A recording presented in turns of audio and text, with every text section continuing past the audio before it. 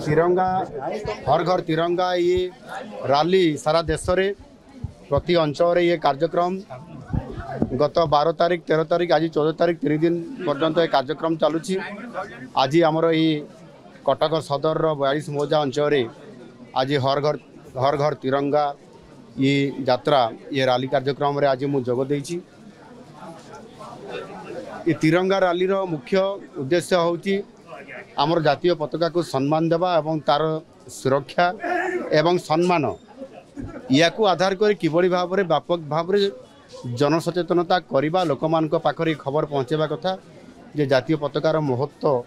एवं तार सम्मान कौन आ से दृष्टिकोण आज ये कार्यक्रम सारा भारत वर्ष में माननीय प्रधानमंत्री जी ताको आरंभ करते एवं प्रति राज्य रे प्रति अंचल रे कार्यक्रम को प्रति वर्ष गत वर्ष आरंभ होता है ये वर्ष भी ये कार्यक्रम चलुची। एणु निश्चित भाव में जातीय सुरक्षा राष्ट्रीय सुरक्षा कथा ता सहित आम जातीय पताकार सम्मान ये समस्त कथा को आधार करी ये हर घर तिरंगा यात्रा आज निश्चित भाव में केंद्र सरकार राज्य सरकार एवं एथिरे समस्त नेतृवृंद को सामिल करिवार ये जो योजना कराई निश्चित भाव में यह गोटे